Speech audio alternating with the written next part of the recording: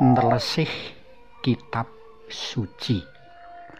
Panglimbang 5 menit dina Setupaing tanggal 5 April taun 2020 kapetik saka Injil Yohanes bab 7 ayat 40 tekan ayat 53. Ngenani pigunani kitab suci kanggo umat beriman. Pangripta kitab Mazmur nate ngandhakake mengkene. Sabda paduka menika damaring suku kawula sarta pepadhanging margi kawula. Monggo sami kapirsani Mazmur 119 ayat 105. Mula maneka perkara kang dumadi jroning urip manungsa, mligine perkara-perkara kang gegayutan karo urip karohanen bisa kababar kaudari kanthi maneges sabda lan karsa dalem Gusti kang kamot jroning kitab suci. Saka kene kadudut panemu bab wigatine wong Katolik nganakake pendalaman iman, mbuh sacara pribadi, mbuh sacara bebarengan. Ing kalodhangan iki, wong Katolik bisa andum kawruh lan ngangsu kawruh bab sabda dalem Gusti liwat sedulur-sedulur kang mumpuni. Pausan dina iki nuduhake bahwa wigatine kanggo wong Yahudi maneges kersa dalem Gusti kang kamot ing kitab suci Toret. Rikala maneges kanthi becik lan tlesih ora kira padha bingung ngenani jati diri dalem Gusti Yesus, jer ing kono katemokake bukti gumathok sapa sejatine panjenengane iku. Santo Yohanes ncritakake iba wong-wong Yahudi darbe panemu werna-werna bab jati diri dalem Gusti Yesus. Ana sing ngandhakake Gusti Yesus minangka sawijining nabi kang bakal rawuh. Ana sing ngandhakake menawa Gusti Yesus iku sawijining Mesias awit saka pakaryane kang ngiram-iramake. Ananging ana uga sing mancai panemu Gusti Yesus minangka Mesias, sebab Mesias mono kudu saka Betlehem asale, ora saka Galilea. Kabeh sarwa samar, ora cetha. Ing kene underaning perkara iku.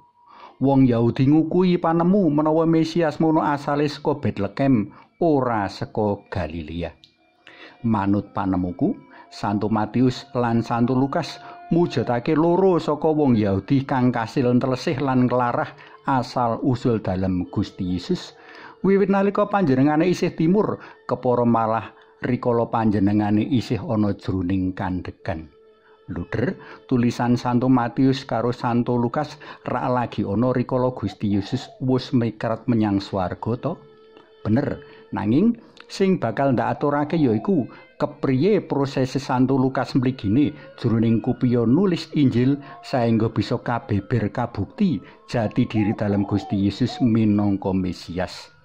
Santo Lukas ing kawitan Injil riptane mbeber kepriye kupiyane panjenengane nglumpukake bahan, mbuh arupa pawarta, mbuh arupa pengalaman, mbuh arupa pakseksen inggo prastawa-prastawa bab Gusti Yesus. Sawise aku kanthi njlimet telaten lan tlesih ngrunut sakeh prastawa saka wiwit kawite, aku njukuk keputusan kanggo nglumpukake jroning sawijining buku kanthi temata katur panjenengan Theophilus. Mengkono Santo Lukas mratelakake.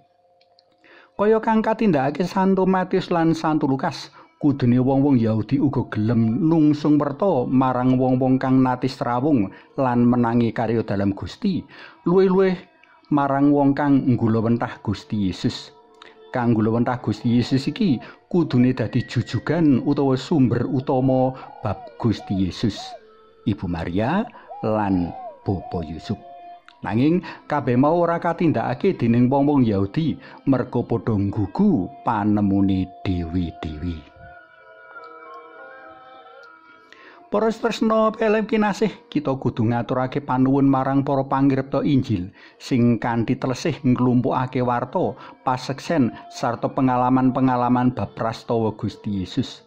Awit saka para priagung mau, awake dhewe antuk kekancingan menawa Gusti Yesus mujudake Mesias kang ingutus Allah kanggo nyelametake umat manungsa. Suwawi sami munjuk kunjung asma dalam Yang Rama so Yang Putra tuwin Yang Roh Suci. Amin. Allah Maha Asih kawula mujuk sembah nuwun awit para pangripta Injil ingkang sampun ngiyakinaken kawula bab putra dalem minangka Mesias. Mugi nurna Yang Rama Yang Putra tuwin Yang Roh Suci kados mula buka samenika sarsa lami-laminipun. Amin. Kunjung asma dalam Yang Rama so Yang Putra tuwin Yang Roh Suci. Amin.